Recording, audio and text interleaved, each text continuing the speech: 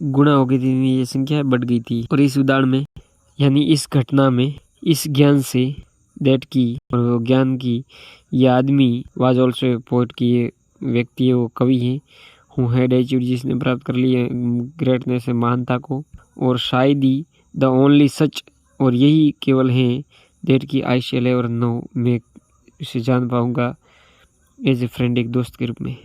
One afternoon एक दिन दोपहर को द राइटर सुकेतु मेहता थे हूँ ऑल्सो लिव्स जो रहते थे इन ब्रुकलिन, वो ज्वाइन हो गए हमसे फॉर लंच, हमसे लंच के लिए ज्वाइन हुए। और टुगेदर ने साथ मिलके वी हैच्ड हमने बनाई क्या ए प्लान योजना बनाई फॉर एन अड्डा एक अड्डा की। और परिभाषा से अड्डे का मतलब होता है a gathering that has no agenda, यानी एक ऐसी सभा जिसका कोई एजेंडा यानी कार्य सूची न हो उसे अड्डा कहते। तुमने अड्डा की योजना बनाई। अड्डा यानी कि हम जब बिना किसी कार्य के जब मिलते हैं और बहुत सी बातें करते हो, अड्डा यानी बैठक, ये वाला अड्डा करता। अदर देन यानी अन्य कोई एजेंडा नहीं था बजाय कन्वेबिलिटी के यानी कि मौज मस्ती के। शायद वाज एंथियस्टिक यानी शायद था वो उत्तेजित था, एंड बिगेन टू मीट यानी मिलने लगा रेगुलरली नियमित रूप से, और समय समय पर अदर राइटर्स यानी जो दूसरे लेखक थे वुड जॉइन अस, वे भी हमसे ज्वाइन हो गए। ऑन वन ओकेशन और एक अवसर पे एक क्रू अराइव्ड, एक बड़ा जत्था एक दल आ गया विथ टेलीविज़न कैमरा के साथ में।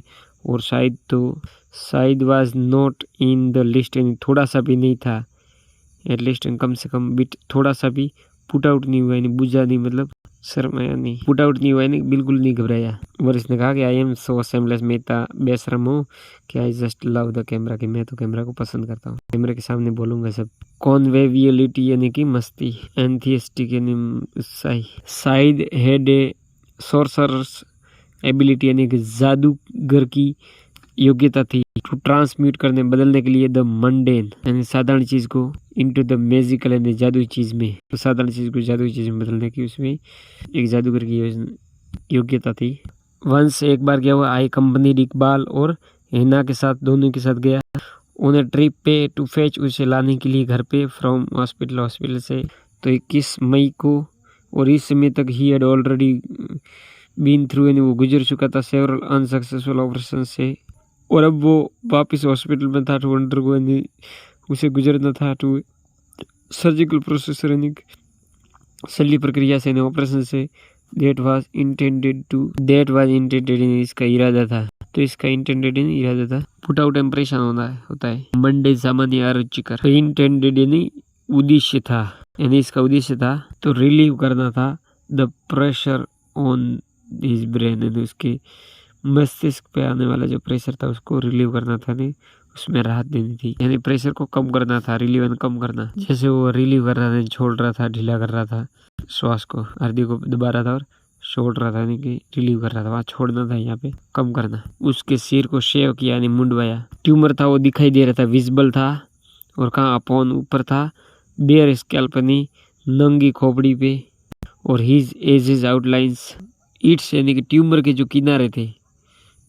किनारे थे वो आउटलाइंस थे यानी कि घिरे हुए थे बाय मेटल सुचुर्स यानी कि धातु के टांकों से, सुचुरस यानी तार के धागों से लगे टांके, आउटलाइन किनारे बने हुए भी बनता है। When it was time to leave the ward, जब वार्ड को छोड़ने का समय हुआ, ए ब्लू यूनिफॉर्म्ड हॉस्पिटल का जो एस्कॉर्ट था, जो चेयर पे ले जाने वाला जो अनुरक्षक था, वो अराइव्ड पहुंचा विथ व्हीलचेयर लेके। शहीद ने उसे वे कर दिया, डिक्लेयरिंग कहते हुए देर की ही वाज स्ट्रॉन्ग इन वो पर्याप्त मजबूत हो गया टू वॉक आउट बाहर जाने के लिए of the hospital on his oven अपने ही पाँव पे, बट ही वाज ग्रोजियर लेकिन वो ग्रोजियर था यानी कमजोर था। देन वे यानी हाथ हिलाकर उसे वापस भेज दिया। देन ही थॉट बजाय उसने सोचा उससे ज्यादा वो ग्रोजियर था यानी कि कमजोर था। तो एस्कॉर्ट ने अनुरक्षक उसके घुटने थे वो बकल्ड हो गए, झुक गए। After no more then a few steps, कुछ कदमों के बाद ही मुड़ गए, यानी कुछ स्टेपों के बाद इकबाल दौड़ता हुआ गया लेने के लिए वापस व्हील चेयर को।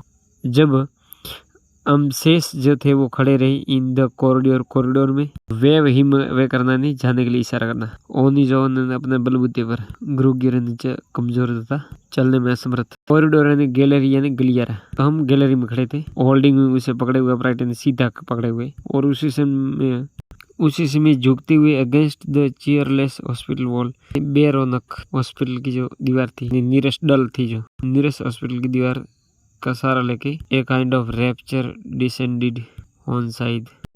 तो एक प्रकार का जो रैप्चर था, नहीं जो परमानंद था, वो डिसेंडेड उतरा ऑन साइड पे। एक प्रकार का उत्साह या उमंग है वो साइड पे आ गई। तो रैप्चर ने उमंग, और उमंग है वो डिसेंडेड हुई, उतराई।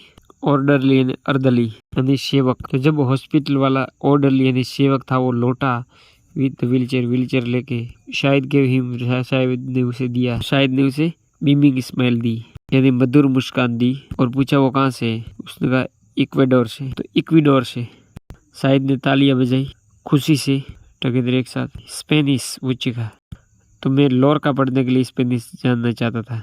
Size Gregorius had no limit, यानी शायद के मिलनसारिता की कोई सीमाएं नहीं थी। कोई ऐसी शाम नहीं होती जब कोई पार्टी ना हो उसके लिविंग रूम में।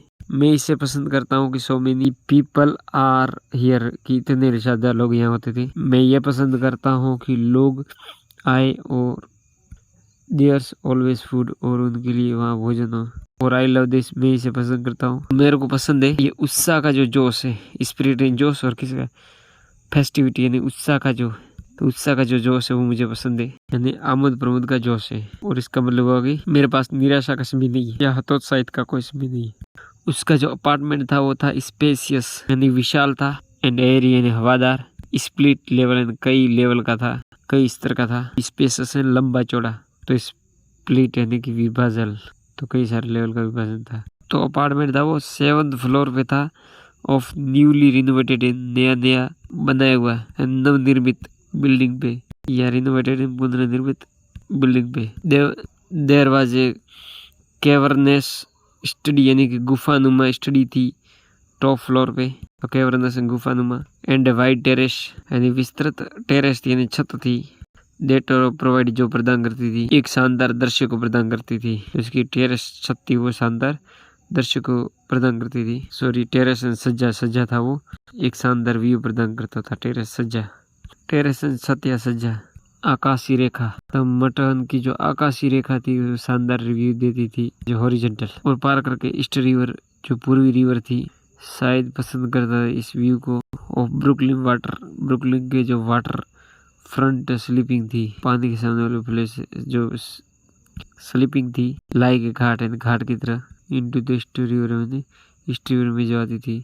अंडर द ग्लिटरिंग लाइट्स यानी चमकती हुई लाइटों के अंदर ऑफ मटन के वाटर फ्रंट यानी तटीय जो भाग था, स्लीपिंग यानी गिरते हुए। और जर्नी फ्रॉम द फोयर यानी लॉबी यानी प्रवेश करने का जो हॉल होता है, जो उपकक्ष होता है, ऑफ साइज बिल्डिंग शायद की बिल्डिंग का जो था, टू इस डोर, तो वहां से लेके दरवाजे तक। वॉज एक समुद्री यात्रा थी बिटवीन कॉन्टिनेंट्स जो महाद्वीपों के बीच में होती है। ऑन द वे यानी रास्ते में, अप ऊपर, द रिच फ्रेग्रेंस धनवान एक शानदार, और फ्रेग्रेंस खुशबू, तो शानदार खुशबू मिलती है। धनवान खुशबू यानी कि शानदार खुशबू मिलती थी ऑफ रोगन जोश की। तो रास्ते में रोगन जोश की सुगंध और जो हाक की जो थी, तो वो इन्वेड करती थी यानी आक्रमण करती थी, यानी कि अंदर घुसती थी।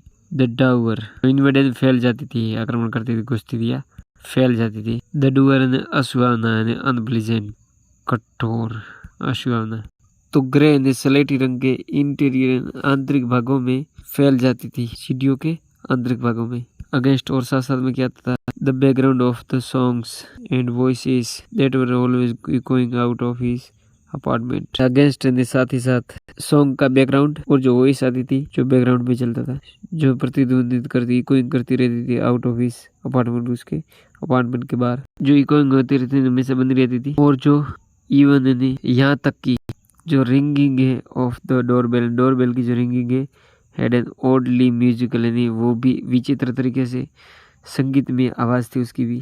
सडनली अचानक से शायद वुड एपियर प्रकट होता था, फ्लिंगिंग ओपन यानी धड़ाम से खोलता हुआ यानी फेंकते हुए खोलता हुआ डोर को।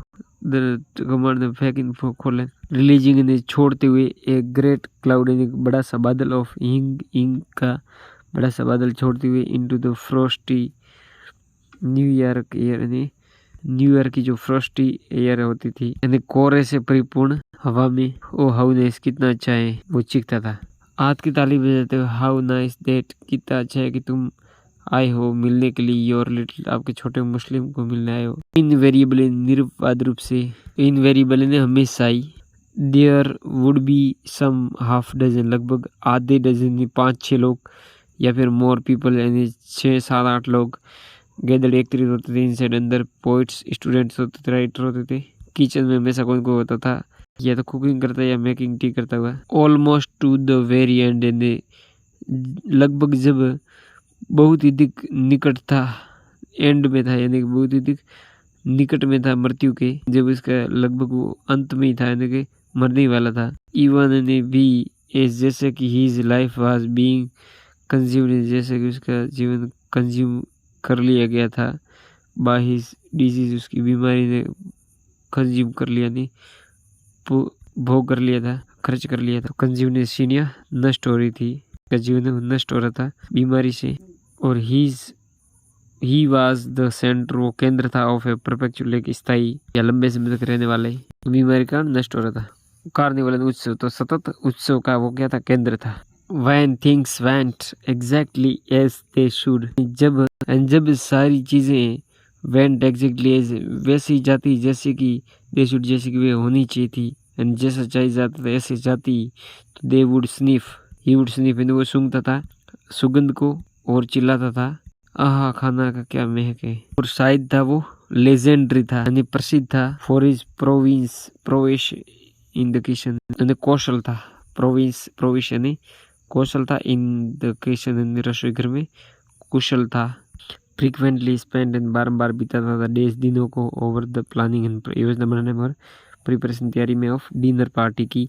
It was through such party, एक ऐसी पार्टी हुई, गिवन वेल दी गई, well he was in Arizona, जब वो एरिजोना में था, that he met James Merrill, वो जेम्स मेरिल से मिला था। दो poet who was to radically alter यानी कवि को रेडिकली मौलिक रूप से अल्टर करना था, तो अल्टर में परिवर्तन करना था, डायरेक्शन दिशा में ऑफ हिज पोएट्री यानी उसकी कविता की दिशा में मौलिक रूप से परिवर्तन करना था। और इट वाज यही थी आफ्टर दिस, जिसके बाद एनकाउंटर ने इस मुलाकात के बाद, दैट की ही बिगेन टू एक्सपेरिमेंट, उन्होंने प्रयोग करना शुरू किया विद स्ट्रिक्ट यानी कठोर, मेट्रिकल जो पैटर्न्स थे, जो मीटर वाले जो पैटर्न थे, एंड फॉर्म्स रूप में। नो वन हैड, किसी का भी नहीं था, एक ग्रेटर इन्फ्लुएंस इतना प्रभाव ऑन साइड की पोइट्री पे देन जेम्स मेरिल, जितना कि जेम्स मेरिल का था। तो वास्तव में इन द पोएम इन कविता में, इन विच जिसमें ही मोस्ट एक्सप्लिसिटली प्रीफिगर्ड, स्ट्रिक्ट का अर्थ विशुद्ध भी होता है, तो एक्सप्लिसिटली यानी कि स्पष्ट रूप से, प्रीफिगर्ड पहले से कल्पना कर ली, हिज ओन डेथ जिसमें अपनी खुद की मृत्यु के पहले से कल्पना कर ली, प्रीफिगर्ड पहले से उसकी आकृति बना ली थी, और एक्सप्लिसिटली यानी स्पष्ट रूप से। आई ड्रीम मेरा सपना है, I am at the ghat of only world he warded, और फिर उन्होंने प्रदान किया वॉय टू मेरिल को दिया Shahid hush, this is me James the loved one always lives, शायद चुप, दिस मी जेम्स मैं ये जेम्स हूँ, द लव्ड वन जो प्रेमी हूँ, ऑलवेज लिव्स जो हमेशा छोड़ के जा रहा हूँ, हमेशा जो प्यार करते वो छोड़ के चले जाते हैं, ये मैं ही हूँ जेम्स ये मैं हूँ, द लव्ड वन जो प्रेम करते हैं, ऑलवेज लिव्स वो हमेशा छोड़ के चले जाते हैं, हमेशा के लिए छोड़ के जाता हूँ। शायद ने रखा great store on authenticity and एग्जैक्टिट्यूड in cooking, prefigured पूर्व चित्रण करना, शायद बहुत अधिक जोर देता था, ग्रेट स्टोर जोर देता था ऑन ऑथेंटिसिटी यानी प्रामाणिकता पे, एंड एग्जैक्टिट्यूड यानी कि यथार्थता पे, इन कुकिंग यानी कुकिंग में, और वो शेन नहीं करता था, टॉलरेट नहीं करता था, डेविएशन हंसता होता चुप रहो, और स्टोरियन महत्व देना बन रहा है, ग्रेट स्टोरियन ज्यादा महत्व देता था, और एग्जैक्टिट्यूड नहीं, सटीकता, यथार्थ या सटीकता, नो डेविएशन, किसी प्रकार का डेविएशन, भटकाव है या फिर यानी विचलन, डेविएशन यानी विचलन, तो किसी प्रकार का विचलन उसको सहन नहीं करता था। फ्रॉम ट्रेडिशनल मेथड, परंपरागत मेथड से, ऑन रेसिपीज और रेसिपी से, और पारंपरिक रेसिपी से। और वे जो बिल्कुल शॉर्टकट लेते थे, ये डोंली पीटी, उसके केवल दया थी। शॉर्टकट लेने वालों के मन में सिर्फ के प्रति शायद केवल दया थी। शायद एड स्पेशल पैशन, एक शायद में एक विशेष जुनून था। फॉर द फूड, भोजन के लिए, ऑफ हिज रीजन, अपने क्षेत्र के भोजन को लेकर एक विशेष जुनून था। रेसिपीज यानी कि जो खाना बनाने के नुस्खे होते हैं वो, और शॉर्टकट है वो सुगम उपाय है, और पैशन है वो जुनून यानी कि दीवानगी, यानी कि जो क्रेज है, पागलपन। रीजन क्षेत्र, तो अपने क्षेत्र के जो भोजन है उसके प्रति जुनून था। वेरिएंट यानी किसी वस्तु का विशेष भिन्न रूप, एंड वन वेरिएंट यानी एक जो भिन्न रूप ऑफ इट, इसका जो वेरिएंट है किसी का, पार्टिकुलर विशेष रूप से Kashmiri food in the Pandit style में जो कश्मीरी भोजन होता था। तो मैंने उससे पूछा एक बार कि क्यों दिस वाज सो इम्पोर्टेंट, कि वो ये कश्मीरी खाना है वो पंडित स्टाइल में क्यों महत्वपूर्ण है, उससे ये पूछा। तो उसने समझाया दैट कि इट वाज बिकॉज, ऐसा है क्योंकि ए रिकरेंट ड्रीम, पुनरावर्ती सपने के कारण है, ड्रीम के कारण है। रिकरेंट ड्रीम यानी पुनरावर्ती सपने के कारण है। इन विच, जिसमें रिकरेंट बार बार आने वाला जो सपना था, जो सपने में क्या था, all the pandit had vanished, सारे पंडित है वो वहाँ से गायब हो गए, फ्रॉम वैली से, and their food had become extinct, और उसका जो भोजन था वो समाप्त हो गया या विलुप्त हो गया। और ये नाइट मेयर था, डरावना सपना था, दैट की हॉन्टेड हिम, जो मंडरा रहता था उस पे, and he return to it again and again, और वो बार बार इस पर लौटता था। इन हिज कन्वर्सेशन, अपनी वार्तालाप में, एंड हिज पोएट्री, और अपनी कविता में भी। तो ये सपना वाली बात है, वो बार बार वो बात में भी कहता था और कविता में भी कहता था। It is a certain point, और यही एक सर्टेन पॉइंट था, I lost track of you, और मैं तुम्हारे रास्ते को भूल गया, यानी एक समय मैं आपको भूल गया। और यू नीडेड मी, तुम्हें मेरी जरूरत थी, और यू नीडेड, तुम्हारी जरूरत थी, टू परफेक्ट मी, तुम मुझे परफेक्ट करने की तुम्हें जरूरत थी, एंड तुम चाहते थे मुझे परफेक्ट करना, तुम मुझे परफेक्ट बनाना चाहते थे तुम्हारी अनुपस्थिति में। यू पॉलिश्ड, आपने पॉलिश कर दिया मुझे, इनटू द एनिमी, ने आपने मेरे को पॉलिश शत्रु बना दिया, आपने मेरे शत्रु की पॉलिश कर दी, आपने मेरे को शत्रु बना दिया। और आपका इतिहास है वो गेट्स इन, बीच में आ जाता है, the way of my memory, मेरी यादों के अंदर आ जाता है। तुम्हारा इतिहास है वो मेरी यादों में आ जाता है। आई एम एवरीथिंग, में वो हर चीज हूँ जो यू लॉस्ट, जो तूने खो दिया। योर परफेक्ट एनिमी, आपका पूर्ण शत्रु। Your memory gets in the way, आपकी मेमोरी वो गेट्स इन द वे होती है ऑफ माई, यानी आपकी याद मेरी याद के बीच में आ जाती है। यह कुछ नहीं, टू फॉरगिव, माफ करने के लिए। यू विलंट फॉरगिव मी, तुम मुझे माफ नहीं करोगे। और मैंने छुपा दिया मेरे दर्द को, या तक कि मेरे खुद से ही छुपा दिया है। मैं प्रकट करता हूँ मेरे दर्द को केवल मेरे खुद से, या माफ करने के लिए कुछ नहीं है, और तुम मुझे माफ नहीं करोगे। इफ ओनली, यदि केवल, इफ ओनली यदि, समहाउ जैसे you could have been mine, यदि तुम मेरे हो जाते तो what would not have been possible, तो क्या संभव नहीं था, इन द वर्ल्ड, इस संसार में सब कुछ संभव था, लेकिन तुम मेरे नहीं बने। वंश, एक बार एक बातचीत में उसने बताया कि उसे बंगाली भोजन भी पसंद है। ये प्रोटेस्टेड, उसने विरोध किया, तो मैंने विरोध किया कि लेकिन शायद तुम कभी कलकत्ता गए नहीं हो। नो ही सेड, उसने कहा, बट वी, तो कहा कि हमारे मित्र थे हूँ यूज टू ब्रिंग, जो लाया करते थे, अस दैट फूड, जो भोजन लाते थे जब तुम इसे खाते थे। तुम देखते होंगे कि there was so many thing, कई सारी चीजें हैं, दैट यू डिडंट नो, जिसे जानते नहीं उसके बारे में। एवरीवेयर इन द कंट्री, हर जगह देश में। वोट है, मैं जो कहता हूँ है, why can't you be happy, तुम क्यों खुश नहीं रहते, with the cushions and the clothes and music and all these wonderful things. Cuisines, भोजन के साथ, कपड़ों के साथ और संगीत के साथ, जो सब अद्भुत चीजें हैं, वो रुकता है और आगे बढ़ाता है सॉफ्टली, धीरे से। तो एटलीस्ट कम से कम here we have been able, हम समर्थ हुए, टू मेक, बनाने के लिए, स्पेस जगह, where we can all come, हम सब आ सकते हैं, टुगेदर, साथ में, because of the good things, अच्छी चीज़ों की वजह से हम यहाँ एक साथ आ सकते हैं। तो कुजिन्स मतलब भोजन।